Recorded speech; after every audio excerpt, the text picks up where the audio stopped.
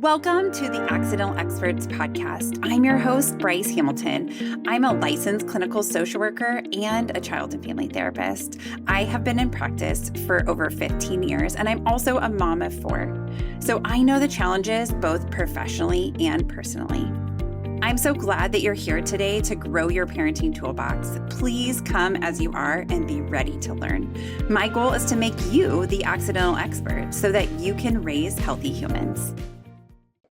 Hi, guys. Welcome back. I'm so glad you're with us today. I am so excited to have Slesha Patel back today. She is going to be talking to us about how to teach our daughters about self-love, which is such an important thing. I know that I am trying to raise girls that love themselves and respect themselves and demand that they are also respected. So with that, let's get to Slesha. Thank you for having me again. I'm so excited to be Yes, back. I am so excited you're here. So today we're going to talk about a little bit of a different topic. We're going to talk about teaching our teenage daughters how to love themselves. And so I'm so excited about this topic because it is so important. So thank you for joining us. Tell me, what do you think self-love is? Let's define this before we get started. Yeah, I love that. We touched a little bit about it in our first conversation about like what beauty is. Beauty to me in 2024 is really self-love, and self-love to me I think is about sorry, excuse me, is about the journey. It's really about loving that foundation that you've been given in this life and like falling in love with the process of like growth and potential and understanding that you're not going to be the same person in a couple of years that you were a couple of years ago, Mhm. and falling in love with just being accepting of who you are in that moment and where you're headed. Yeah, I A love lot of that. times we expect perfection and we want to accept like we self-love in a way, like sometimes it's like I love myself today. You may not love yourself today. That's okay. But you're on this journey, you're on this path, and you're kind of making progress in baby Mhm. steps. And I think that in itself is really beautiful. I think like as somebody that struggled mentally, like I felt like I had to like love myself today. And if I don't love myself today, then how can I expect somebody else to love me? That's just not Mhm. the case. Yeah. All I about mean, none of us are, yeah, and none of us are perfect. And we're all humans, right? We're all evolving every day, exactly to your point. And I think, sometimes it's about like not, if we're not feeling in a place where we can love our whole selves, like finding something that we love about ourselves. yeah. Right? Or something where it's like, oh, I love this picture of myself, or I love that I'm growing, or I love that I have an open mind, or I love that I'm accepting. Like it can be qualities about ourselves too. Oh my gosh, yes. Like maybe you're a really good listener. Yeah. Maybe like you have really great style and like fashion sense, and you're like, you can help your mom find something that she wants to wear. Like Yeah. anything it is about you that you love about yourself, that one little thing can really make all the difference. Yeah. And the hope is that we're going to find lots and lots of things that we love. Like the hope is that on this journey that we're able to like fully embrace ourselves and be at that place. But it's hard, even as somebody who like I think I waver in that sometimes where it's like I feel really great today and then I might do something and feel like really upset about how I handled something or embarrassed that I did something or feel like something didn't go right. And then I can be hard on myself about that. And I think sometimes we also don't realize that like no one else is as hard on us as we are on ourselves. Oh, completely. Every New Year's for the last like 5 years, my New Year's resolution is like be a better friend. And so like going back to people that like, I haven't talked to in a while more frequently and like really keeping up with people more, especially if they don't live in the same city and you don't see them frequently. But the best part about those friends is that they don't mind. Like they're just like, I know that when we talk again, we'll pick up right where we left off and Mhm. it'll be the same as how things were when we were kids. But I still feel bad. I'm still hard on myself for that, which is why it continues to be something that I'm every New Year's Eve, like I'm like, that's what's going to be my New Year's resolution. Yeah. And Yeah. I can never succeed because it's one of those things that's like kind of an ongoing process. You have to, keeping up with friendships is not like a one-time thing. You don't contact them once. It's like you really have to keep going. Yeah. Yeah. It Yeah. requires a lot of us. Yeah. Mhm. So, as people, I said, we're all on this journey of self love. What do you think gets in the way of self love? Yeah, I think there's a lot of things that can get in the way of self-love. I think one is is expecting that, being fully content at any given moment. And we just can't be fully content, but we want to be fully content. And it's just not easy to be satisfied in that. It's also not easy to accept a journey and accept a process, Mhm. because I think like we're throwing ourselves curveballs every day. So this makes it an extreme sport, and it's not something that's easy. It's something that you constantly have to work at. It's not always going to be effortless. And even for the people that you think it's effortless, it's not. Mhm. Uh, and so I think that's the biggest thing. Like that's what gets in the way, is like you might be impatient with that journey. Mhm. Well, and I think we also sometimes have our barometer or like this pulse of what is acceptable or should be outside of ourselves, Hmm. right? So it's not Yeah. self-determined, it's determined by somebody else. Like we're supposed to be wearing these clothes or supposed to be having this grade or supposed to be having these relationships. I have a lot of teens in my practice who will be like, I haven't even had my first kiss yet. And it's like, that is okay. That's Yeah. okay. Totally. That is totally fine. Like to me, that's fantastic because it means that you are waiting to meet somebody. Yeah. But it Exactly. also doesn't mean that kissing somebody already and being in high school is not okay. That's also okay, right? Hmm. So it's following and like what's inside of you that creates peace, I think. Right? Yeah. This like calmness of like when I wear this outfit, I feel really good, right? And I have a calmness. But if I wore like a crop top, I would be anxious as all get out. Like it would make me like I would be like, I pull down the shirt, pull down the shirt. It's too Yeah. small. It's too small, right? Like I couldn't handle that. And so like sometimes these trends that come out and they're not moms maybe are not supposed to be wearing crop tops. I don't know. But I see these teenage girls especially wearing crop tops and I'm like, they look adorable, like amazing, right? Like whatever size they are, like I just love that they love that as long as they're Yeah. loving it, right? Like Yeah. if They they seem feel happy good, in it. Yeah. then it's like that's awesome. But it's like I don't want to wear something that does not make me look good because then I'm gonna feel self-conscious and like pulling on my skirt or whatever it is, right? Or like looking in the mirror to see if my makeup looks good because it's something that doesn't feel comfortable for me. So maybe it's about like finding that place of like being at peace, like you Yes. feel Just good. feeling good about yourself. Yeah, actually, it's so funny that you used crop tops as an example, because this came up at 5 o'clock this morning when my husband's grandma, who's from India, just left. She was just visiting us for the weekend, and she left this morning on her early morning flight at JFK with a traditional Indian outfit. And what's stylish in India and what's appropriate is actually the complete opposite of here. So over there, like crop tops are a regular attire every single day, and it has been for generations and generations. So she left with like a small itty bitty crop top and her like belly button showing, and like a low rise like maxi skirt essentially. And it was 5 o'clock in the morning, and I'm like, oh my god, I could never. But she was feeling great. She felt like she was in a conservative, very like modest look, which makes sense. That's the culture that she comes from. Yeah. But yeah, I can totally relate to that. Yeah, I mean, and it's funny how different cultures find, I mean, like we talked about in the last episode, different things beautiful. And Yeah. so different things are the desirable parts and I think, we could spend a whole episode talking about all the different things, the varieties, but it's like finding your vibe. Yes. Yeah, finding Yeah. that for yourself. And it's okay for it to be many, many different vibes. Like some days I wake up and I'm like, I want to wear an old rock band tee and kind of have that like grunge makeup look, and maybe a little like a few leather accents and some like silver kind of chain jewelry. And then maybe the next day I'm in my cowboy boots and like a cute pair of shorts and like a white blouse. And that's okay. It's okay for me then the next day to like want to wear something tweed and like maybe a little bit more professional reading. It's okay to have many vibes. You can find yourself within all of those, but Mhm. just really channeling what it is that you like in all of those forms is really special. And that's where it's at. Yeah. So we've kind of covered this, but I wanted to talk about how loving ourselves is way more than just about beauty Oh my and gosh. is also about other areas. So what should we be encouraging our girls to focus on about themselves? This is one of those moments where I'm gonna have a slightly controversial take on it, just because of like the world that I live in on my like, work side, like just being a professional model. I think it's like growing up, I also did hear this a lot, like let's focus almost only on inwards.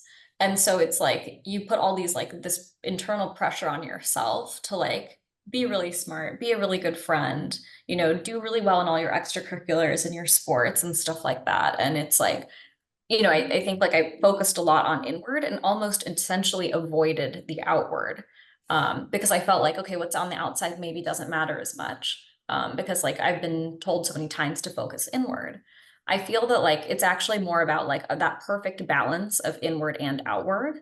And I think Mm-hmm. that's kind of what you were getting at too earlier is like, it's important to feel just a sense of peace in that. And I think that all the girls that are around my age that I tend to model very frequently with and that I see very often, um, some of the things is like, our jobs are based so specifically on like what we look like and how we're a fit for that job. It's kind of like in an acting role, like I'd probably never be cast as like Annie because I'm not a young girl with short, like with red hair, like that's just Mm-hmm. not what I look like. Yes. So I think like a lot of like my friends in this space haven't had enough dialogue about outward appearances either. And Mm-hmm. so like when it comes to like, oh, you're not a fit, then they maybe don't give you feedback or the feedback is like, I don't like your eyebrows. Like that's so random. Like I've never once thought about my eyebrows,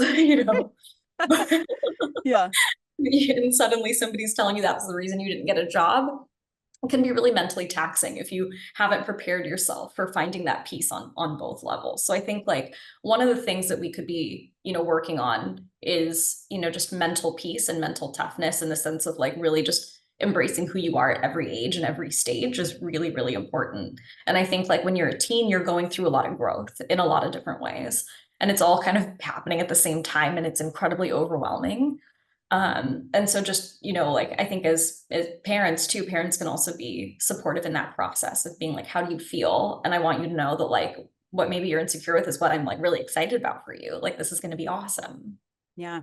I mean, often in my practice, I have this too, where it's like the qualities of a younger person are a great adult skill, right? So like somebody who is maybe we'll say bossy, right? Like has more ideas and is very direct about them, makes them a great adult leader, right? Yeah. Like it's also important to have the balance, right, of listening to other people's ideas sometimes too, but I think that strong internal direction is so great. Yeah. And Have so an it's like idea, they have a vision. They're saying exactly. that for a reason. Yes. So it's like not eliminating that piece, but more supporting whatever part is needing to be supported. So if it's like, let's also listen to other people's ideas or to be more flexible in that or to take turns, right? Like those are reasonable things, right? But it's Mhm. also like you don't want to take that away to be a strong leader. But I think in the teen years, it's also really awkward, right? Like you have so much physical development happening, especially for girls, like externally, we're having like breasts and, we're getting taller. And sometimes we tend to gain weight before we get taller. And that can be awkward, Yes. right? So, like Yeah. the look, and then it's like you're, you're just like your whole body is growing and your brain, right? And Yeah. then internally we're like navigating these social dynamics and advocating for ourselves and educationally and managing our time. And there's so many demands on Mhm. our teens. And to be thinking as parents too, like, what is making them feel good and what's making them feel supported, and instead of telling them what they should or shouldn't be doing, like helping them to become good adults by saying like, how are you feeling about this, or you said this thing about this friend and whatever that was, and how are you feeling about that now? Did you guys Yeah. resolve that? Because I think I once had a teen tell me that her mom had said this, and I love this line, is that as a mom, you only know, or a dad, you only know what your kid tells you. And a lot of Oh, times yes. we only tell the things when things are not going well. And so then the perspective that a parent might have on like a relationship or a teacher or how you feel about yourself or a sport or whatever it is the negative times, because that's when we tend to bring it up, not when things are going really well. And so I thought that was such a good perspective. And so I think as parents, we can kind of take that piece away to think like, oh, this may be a limited perspective, or like, what else do I need to know about this? Or like, how often is this like the way you're feeling? So if you're feeling bad about yourself, like, is this a really big deal? Like, is this something big, or is Mhm. this like today? Are you having a bad hair day today? Or is this how you're feeling all the time? To kind Yeah. of understand this journey of self-love and um understanding where our teens are at in terms of like getting a better perspective to understand, is this just like a snapshot, or is this like really the whole picture?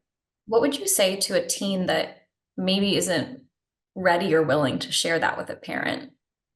Yeah, it's hard. I mean, I think the thing that I would say, write journal. Like, I would directly to the teen. I would say, like, let's write it down to somebody, right? Like, let's, even if it's just to yourself to Yeah. reflect on, because I think, as you said, we're growing, right? Mhm. All of the time. And so the problem that we feel today may not be the problem that we have tomorrow or next week or next month. And I Yeah. know that, like, when I go back and read my journals that I had, I'm like, oh my gosh, wow, how far I have come, right? From there. But I Yeah. remember feeling like, whatever I wrote, because I am a journaler when things are bad, right? Like, Mhm. to Oh write yeah. when I things are good is so hard for me. I wish I had that skill. But it just doesn't seem important at that time, right? I'm doing living life. And so, but to go back and read those things, I'm like, wow, I was in the trenches, but it felt good Yeah. to just write it down. So I think my first advice to that teen would be, write it down, right? Put Mhm. it somewhere so that you can express it. Because if we hold it in, it's only going to create more Oh yeah. negativity, right? But I think, opening up the conversation, and sometimes I suggest to parents, but also to teens, to let other people know what the purpose of our conversation is. So Mm. if I'm going to my mom and I want to tell her about something, but like, my mom always wants to solve problems and I Oh don't goodness. want her to solve problems, then I Yeah. have to say, hey, mom, this is a listening conversation. I don't want you to solve anything here. I just need you to listen to me. And then if I change my mind, I can say, hey, I changed my mind. What do you think? Right. But I Yeah. might also just need her to say, like, oh gosh, that's really hard. Or like, that sounds really difficult. Or what are you going to, do? Like, or like, I love you, or I'm here for you.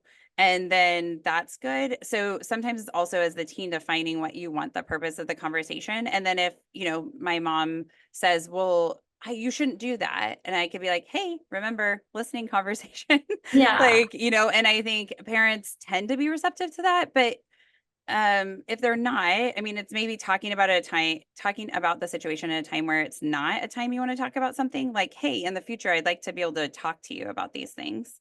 But the reason why I feel apprehensive sometimes is because I know that you're going to get mad. I feel like you're going to get mad at me, Yeah. or I think you're going to lecture me, or I think you're going to not approve of what I'm doing, Mhm. or I'm afraid of what you might say. And so, could we do it like this and see what your parent says? I think, I if love that. that was a situation where that parent just cannot do it, finding like another relative or a friend's parent, like some other, I think having an adult perspective is so important, because Mhm. we've been through a lot, and we do have a different perspective than being a teen and in it. And I feel that way too, even about my life. Like, I have a parent, like grandparents that have raised kids many years ago, that sometimes I'll be like, okay, I have a thing. I just need you to like tell me, what Yeah. would you do in this situation? Or I just need to explain this to you and then like move on, because I can solve it, but I just need to like complain about this for a minute. Mhm. And so I think that's good for all of us to have somebody who's more experienced or has gone through something, as somebody who's supporting our journey. Did I that? feel like that's so valuable also in like every aspect, right? Like in any human relationship, like even if it's like a new boyfriend or something that, Mhm. you found a cute guy in your sophomore year of high school and you're like, I kind of want to explore this in a more like relationship type setting, like just being really transparent and open and honest about what kind of conversation that you want to have before you get into it, I think can prevent conflict and allow for more like growth just within that relationship itself. I think that's such a powerful tool, especially to have early on. Thank you for sharing that. I love that. Yeah, absolutely. And I think, yeah, like you said, it's valuable in all relationships. Like, even with my husband, like, we'll have Yeah. conversations and I'm like, hey, can I clarify what you would like me to do in this? Because Yeah. sometimes he does just want me to listen, and sometimes he does want me to help him solve it. And that way he feels validated or heard from Yeah. whatever my role is, and vice versa. Right. So yeah, I think it Oh, I definitely agree. is universally true. But My husband and I now have been together for 15 years. We met in high school. We were, 15 and 16.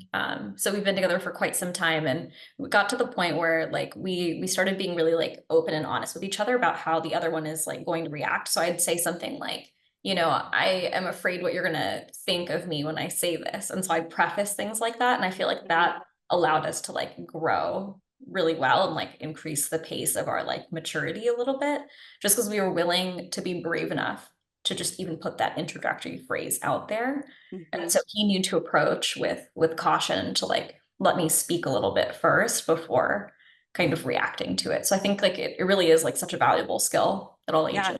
Yeah. And in parenting, like that thing when if our teens or our kids say something like, I want to tell you something, but I'm scared, Yeah. right? That helps us. Cause sometimes, when we're having conversations with our kids, it's like you're in the hustle of life, or even our partners, right? Anybody, but you're in the hustle of life. Yeah. And if somebody tells you something, you're like, okay, yeah, that's fine. And that's not what they were wanting from us. Mhm. Then we've kind of dismissed and might be shutting doors that we don't realize because they actually needed to have a conversation about this. So clarifying, and also being able to say, like, as a parent, like if your kid brings something to you and say, like, this is really important to me, but I am in the middle of making dinner right now, would it be okay if we talked about this after dinner so that I can like look at you and pay Oh, attention to wow. you? Or is this something that I need to stop dinner? There have been times where I've stopped dinner and I've been like, okay, we're ordering out, right? Or we're eating Yeah. leftovers or cereals for breakfast because something has come up that has been so important. And that's hard. It's hard for me as a Mhm. parent because I was never taught that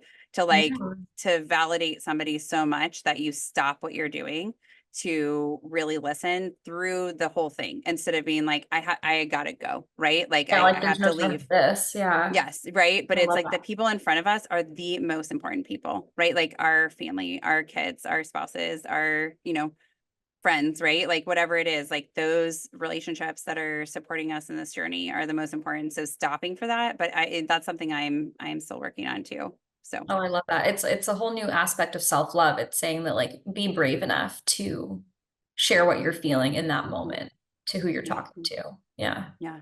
Yeah. So much healing and so much like love for you, right? From the Mhm. other person can come Right. to through those moments as well. So, what do you think? We're going to shift a little bit, but what do you think Yes. parents need to be aware of when parenting their daughters? We've kind of talked about this, but like, what do you think they need to be aware of in this journey of raising strong girls, I raising think strong women? it's exactly what you said. It's that we don't know unless they tell us something. And so it's like trying to learn and be aware of your children's environments. And I Hmm. think that your child's environment is such an enabler to your child's day-to-day happiness and confidence and like growth with their peers. And so I think that like, for example, like a hair removal is a big one. Like your child may be ready for hair removal before you're ready for your child to have hair removal, but Hmm. they might be ready to shave their legs or like, I don't know, for me, it was like I wanted to get contacts instead of glasses. Like I was ready. I felt like, I'm mature enough to handle this and like take care of my contact lenses and like, take care of my eyes and take them out before I go to sleep. Like I was like, I'm ready. I want this. But Hmm. my doctor with my contact and glasses thing didn't think I was old enough for it. And then by the time you're like 14 years old and you're like, can I please, please, please, please have contacts now? Everyone else in my Yeah. family does, and even with Yeah. shaving my legs, like my mom was like, I just feel like you're so young. Like I didn't start shaving until a certain age, but things develop differently. So your child's environment may just be completely different than what you grew up with. And so just being really aware of like what their situation is, what the ecosystem really looks like, because knowing that like although you have a lot of experience, like their environment is completely different than yours, even if they're at the same exact school that you went to when you grew up. Sure. Well, and I think it's also getting curious about why, right? So if your fifth grader is like, I want to shave my legs, and you're like, Mhm. whoa, no, then it's like, okay, so stop and talk about it, right? And have a conversation to understand more about it. Yeah, But I instead of think, just saying no. yeah, right, because sometimes, yes, we need to say no, right? Like that's Yeah, that's sometimes it's not, completely not okay. Like, no, you cannot have a nose job at 12 years old. Like, that's yes, crazy. yeah, right. Like you're still developing, and like Yeah, your face we is need. changing every day. Yes, right. And helping them to also understand, like, can I talk to you about my concerns about this, Mhm. right? So it's like, because shaving your legs sounds good, but I hate doing it, right? At Oh, 39 it's the years old, worst. right? Yeah, it's Yeah. actually the Yes. worst. Yes.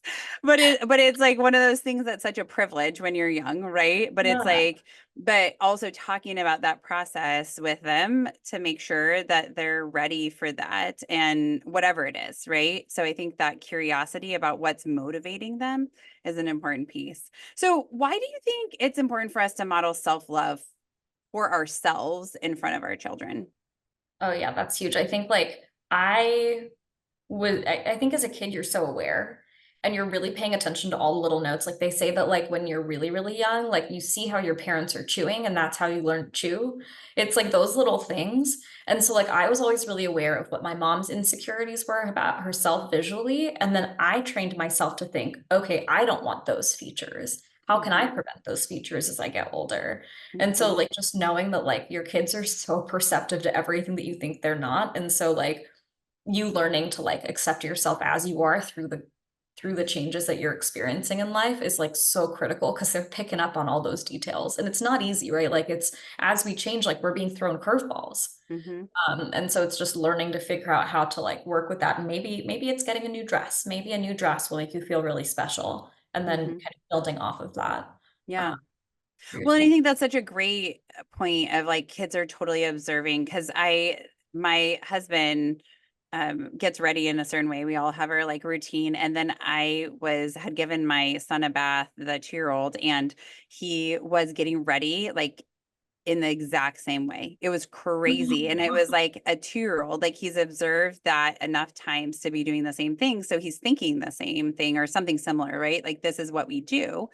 And Yeah. so if we're critical of ourselves in front of our kids, I mean, just generally, we shouldn't be critical of ourselves. Like if there's areas for growth, like viewing them in that, like I like Positive way. to focus on this thing, whatever it is, like, and then focusing on a positive reframe or like, I'm really proud of how I tried. But I think, we also sometimes need to share with our kids. Like sometimes I struggle too, because I think sometimes as our kids, especially get into the teenage years, they feel like being an adult is so easy and we've got it all figured out. But as adults, I mean, maybe I'm not doing this correctly, but it's hard.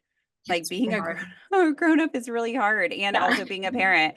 And I often am saying to my kids, like, I'm just one mommy, right? Because it's like I want to be able to get all the things they want done or whatever.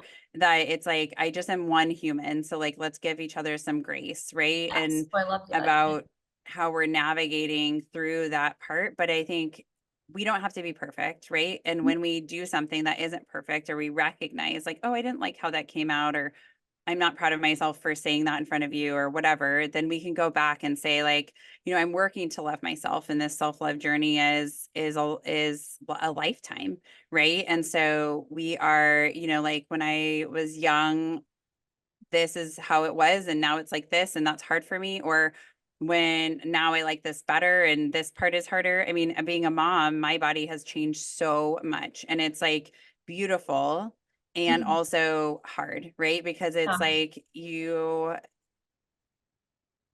just change, and there you can't undo that part. You're just going to be different, but you can be a better version of yourself. Like you can keep growing, right? Yeah. To accept those things, right? Like there are parts of things that I'm like, that's just how it is, right? Like this is just how it is and I'm Yeah. okay with that.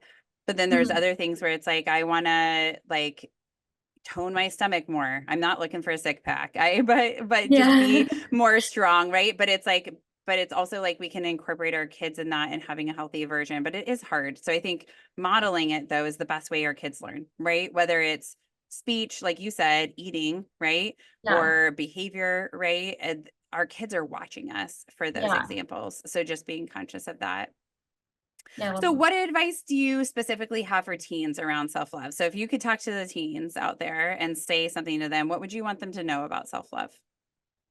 Yeah, for sure. I think there's like real good like activities that you can do, like in, maybe however often that you feel like you want to do it. But we were talking about journaling. And so even if it's just to yourself, I would say like, first focus on the inward, write down a few things that you love about yourself internally. Maybe you're a great friend. Maybe you love school and you're really good at it. Like maybe like you're an awesome big brother. Whatever it is that you feel like internally are really great qualities, like you're hardworking, like whatever it is. Write those few things down and then move on to like the outward appearance. Write down a few things you love about your appearance today. Now that may change next year. Like, we're changing so rapidly at that stage, but just really thinking about what it is that you like about yourself and like channeling that positivity. And then number three, being brave enough to also be honest with yourself about the things that maybe you don't like about yourself visually or internally and like writing those things down And then if you can, with the visual things that are about yourself, tying that to perhaps somebody else that you know, or a content creator, or something that somebody that does content surrounding that specific feature, finding a positive resource to kind of help change that in your mind about how you actually feel about it and finding some peace there. And then for the internal things that you maybe don't love about yourself, making a little bit of a mini goal or a mini plan of like things that you can do tangibly that are, very small 2% little changes to kind of help you get on track for those things. And redoing this every single year for me has been completely life changing. I feel like it keeps me like it's almost like a mood board or a vision board, but a little bit more goal oriented. Mhm. And if I don't meet something or I don't meet criteria, then that's okay too. Like that's okay. But at least I know in my heart that this is something that I'm working on. Mhm. And I feel like that helps you love yourself over time. Yeah. I love that idea of just like being reflective. It's okay to look at things that you're like, I can grow here, or that, maybe appearance wise that you're not loving, but then finding a way to love it and finding content around that. So, if you could tell yourself something as a teen that might have changed your life, what would it be? And is there anything that you wish that other people would or would not have said to you as a teen? Oh my gosh, there's so many things, but I think like the main thing that ended up being a really common thread for me is that I didn't really have a ton of friends in school. My closest friends were outside of school or had moved states. Like they were friends that I made in school, but then they may have moved away due to their parents' job or something. And so within school, like I had very few friends throughout the years and very few close friends throughout the years. If and I feel like, I did feel like it was a little bit of a reflection on me. Like, why don't I have more friends that are like really great friends that are still in school with me? And I wish somebody had told me that it's not a reflection on you at all. Mhm. And that like it's okay to not have a ton of friends in school, or it's not a problem to not have like a bunch of friends in Sunday school or something like that. Like it's okay. There are many people that have been through your situation that have like gotten through it and have found really great friends later in life Mhm. or have still been successful. Like this isn't your end all, like you're not some sort of loser, like this Mhm. is not a reflection on you and your abilities to do anything in this life. And that like, the best is yet to come and just be like I don't want to say be patient because that really sucks, but I did feel like, I recently heard the story of David Beckham and Victoria Beckham. They neither of them really had a ton of friends in school either. David Beckham went on to become one of the best footballers of all time, now owns his own football club. Victoria Beckham went on to be Posh Spice and the Spice Girls, and then after that has now like a really amazing beauty line that I love shopping from. Like she has some of my favorite like eyeliners. And so I just feel like, there's people like that like you're not going to be like a nobody and a loser Mhm. and a nothing. Like you can still do really, really amazing special things and have really great connections. Like who you are in your friendships in school don't define you. Mhm. And so I really wish somebody who had told me that. Um, I think that really would have like changed my feelings about it entirely. And I just wish that my parents would have had conversations with me about it. Sometimes like I wish that I could have possibly changed schools, or Mhm. I could have like, taken a break or maybe done fewer activities with people in school, or maybe more play dates with kids in school growing up, that I could have developed those friendships. And I just wish we could workshop it a little bit more, but we didn't. Yeah. Yeah. Well, I mean, that's a great thought because I do think that it's hard and relationships can be so hard because it's like who you're around, right? In school, it's great because you have this like huge group, but if the people that are your people are not there, then that Yeah. can feel very isolating, right? And lonely for sure. But I think there's good research to support just having one relationship, one friend. It doesn't even have to be a best friend, but a friend, somebody that you feel like you can count on is enough, right? So I think sometimes people don't hear that part of like you don't have to have a ton of people. One is enough. Now Mhm. we generally want more, right? And that's okay, right? But to be patient to have those relationships where they're really genuine relationships. So I think that is great advice. Do you think there's anything that you wish people would not have said? I wish that there had been fewer comments about my appearance. Like, I think that's just not something that like we need to like talk about so much. Like, when it's unsolicited, especially. Mm-hmm. Like, there would be kids that would be like, you're pretty for an Indian girl. Like if you were just like a white girl, like you'd be a lot prettier. Like your Mm-hmm. features are fine, but like maybe if you were like different, like it would be better. Or like I would get a lot of comments on like, my height or my body shape and things like that. Mm-hmm. I used to get comments about my hairy legs and my arms, a lot. And so like I kind of just wish that it was a little bit less talked about because they were all Yeah. big insecurities for me. And I just think it's like it's a little bit odd and jarring to like, especially for like a parent of your friend to tell you these things is very odd. So Mm-hmm. so that's kind of what I wish there was a little bit less of.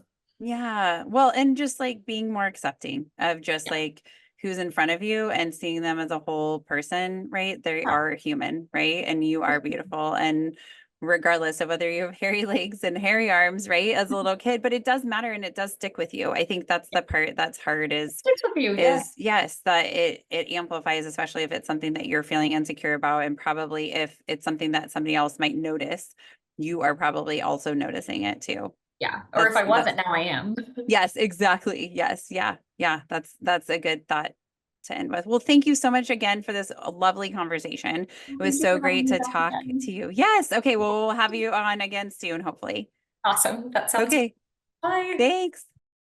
Thanks again, Slesha. That was all really helpful. I don't know about you, but I took a lot of things away from this episode. I loved the idea of how important it is for us to model self love for our kids and also about being patient with them and also teaching them to love both the outside and the inside and how to balance those things. With that, I'll say thank you so much for your time today. Please rate and subscribe to us on your platform that you're listening to. Follow us on Facebook, Instagram, and YouTube. And also, please continue to send the emails. We are loving the emails that are giving us ideas for future shows to accidentalexperts@gmail.com. Thank you and have a wonderful day. Some words from our legal team. The information presented in this podcast is not intended or implied to be a substitute for appropriate professional advice, diagnosis, or treatment. All content, including text, graphics, images, and information contained on or available through this podcast, is for general information purposes only. This podcast makes no representations and assumes no responsibility for the accuracy or information on or available through this podcast, and such information is subject to change without notice. You are encouraged to confirm any information obtained through this program with other sources and review all information regarding any condition or treatment with the appropriate professionals. What we're saying is, yes, I am a real therapist, but I'm not your therapist.